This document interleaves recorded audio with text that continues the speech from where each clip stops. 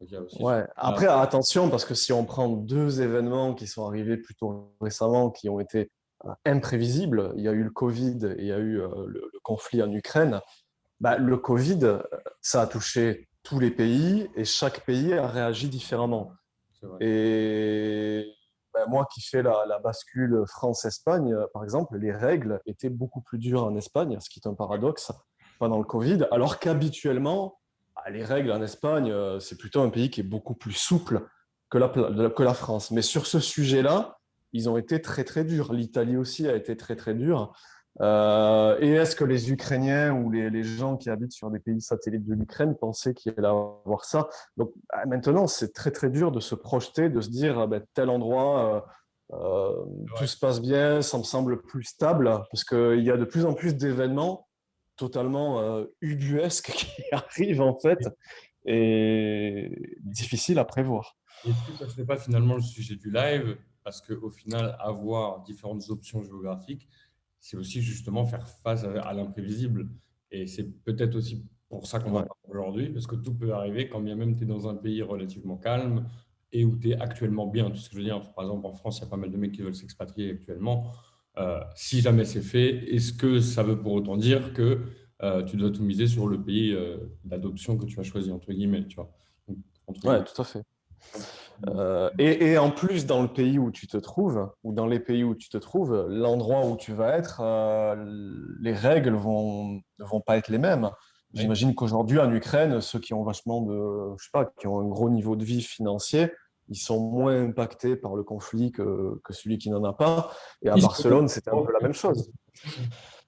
Les riches ukrainiens Tandis- au Monténégro, du coup, non, ils ne sont pas trop Ben affectés. voilà, ben voilà, Attends, parce que quand tu dis pas trop impacté, parce que les mecs ont du pognon, je suis pas trop d'accord avec ça, parce que justement, ceux qui ont du pognon, ils ont été vachement impactés, parce que, enfin, si on parle, là, tu parlais des Ukrainiens, moi, je vais parler du coup des Russes, qui se prennent des sanctions économiques, et donc des sanctions sur le fait que tu es russe. Bah justement, c'est ceux qui ont le plus d'argent qui ont le plus morflé, parce que c'est eux qui ont eu des comptes bloqués, alors que quand tu es pauvre, ouais. bah, entre guillemets, ta vie, elle change pas trop, hein. Tu es un Et peu qui plus ont dans la eu galère. des saisies délirantes. Il y en a eu pas mal à Barcelone ici, parce qu'il y a beaucoup de Russes, mais qui sont fortunés. Et il y a un paquet de yachts, etc., qui ont été saisis à des Russes de nationalité russe, même s'ils habitent en Espagne depuis 15 ans, quoi. Je pense Wow. que ça, ils s'y attendaient pas. Ça, ouais. On a entendu parler Ouais, pour les oligarques, etc., mais pas pour les particuliers qui étaient un peu blindés, quoi. Ah, si, si, si. En fait, ils ont catégorisé d'oligarques un petit peu tout le monde. C'est-à-dire que un mec de nationalité russe qui avait du pognon, il y en a un paquet qui sont fait récupérer leur baraque, leur yacht. Après, est-ce qu'ils ont des leviers sur la politique? J'en sais rien. En attendant, crois-moi que des Russes dans Barcelone, moi, j'en vois plus. Ah ouais, ok. si, mais c'est Par assez contre, juste ce que tu dis, hein. beaucoup d'Ukrainiens qui sont arrivés, mais ceux qui ont du fric. Quand tu vois les bagnoles qu'ils ont, bah eux, ils ont compris qu'il fallait miser sur plusieurs pays. Mais je pense qu'ils ont été impactés aussi parce que bah, leurs business qui étaient là-bas sont probablement à l'arrêt. Est-ce que leur thune est disponible? euh, Ouais, ça fait partie du sujet, mais je pense qu'aujourd'hui, il faut vraiment miser sur, moi, je dirais au moins quatre lieux, pas forcément quatre lieux de vie, mais peut-être deux lieux de vie. Tu peux se passer de l'un à l'autre. Et quatre lieux, bah, peut-être avoir des entreprises aussi dans des pays même où tu ne vis pas, des comptes en banque dans des pays où tu ne vis pas. Le but, c'est de diviser le risque, en fait. Diversifié, ouais, tout à fait. Après, les banques, avec les banques en ligne, déjà, ça, c'est un problème qui est plus ou moins résolu. Si tu ouvres différents comptes, Mm. un peu de crypto, tu peux garder une certaine, surtout qu'il y a plusieurs cartes crypto, tu peux garder une certaine liberté au niveau de tes moyens de paiement, etc., même au niveau de la géolocalisation de ton argent, même si aujourd'hui l'argent est plus numérique que physique, elle reste sur Internet, mais on va dire l'adresse de la banque, elle, tu peux assez facilement choisir sans pour autant à faire de grands efforts de déplacement physique, tu vois. Donc ça, déjà, il y a cet aspect-là qui est plutôt tranquille. Après, c'est surtout trouver des pays où, enfin, tu sais, c'est con, mais même si tu as, par exemple, imagine là, il se passe un truc chez moi, je connais deux, trois pays, mais est-ce que ça veut dire que tu vas avoir une base, que tu vas savoir où tu vas aller, où tu vas déjà avoir pas des petites habitudes, mais tu sais à peu près ce que tu vas faire, tu vois ce que je veux dire?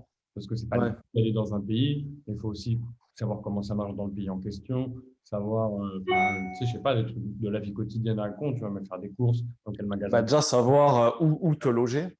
Ouais, Ça, c'est déjà la base. Et quelqu'un qui investirait dans l'immobilier, ça peut être intéressant justement d'avoir des biens. Alors là, bon, il faut avoir de suite un petit peu d'argent à investir, mais si tu les dispatches dans 3-4 pays et que tu les mets en location courte, gérée par une agence, moi, c'est ce que je fais à Barcelone. L'appart que j'occupe, j'y suis pas la moitié de l'année. Quand j'y suis pas, il est loué. ok. Ouais, Bien souvent, il est loué. J'ai pas spécialement d'effet personnel à part dans un placard qui sert ma clé. Il y a une agence qui est au bout de la rue qui gère la loc. Et quand j'y suis pas, je file les dates, il le loue. Imaginons il y aurait un problème, le locataire, sachant que il loue une semaine, 2 semaines, moi je sais que j'ai un point de chute quelque part ici. Et tu peux le faire dans plusieurs pays finalement, d'investir dans de l'immobilier, Alors c'est plus Nico qui s'y connaît dans l'immobilier, mais ça peut être une stratégie en fait pour se dire je peux switcher d'un pays à l'autre. J'ai 3-4 biens immobiliers dans 4 pays.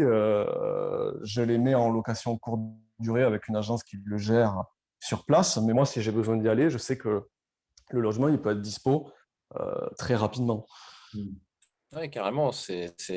L'immobilier, c'est une façon de le faire. Alors, c'est vrai que c'est toujours des tickets à sortir, hein.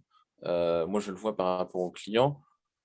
Il y a des clients pour lesquels j'arrive à obtenir des cartes de résident parce que j'ouvre des boîtes avec eux.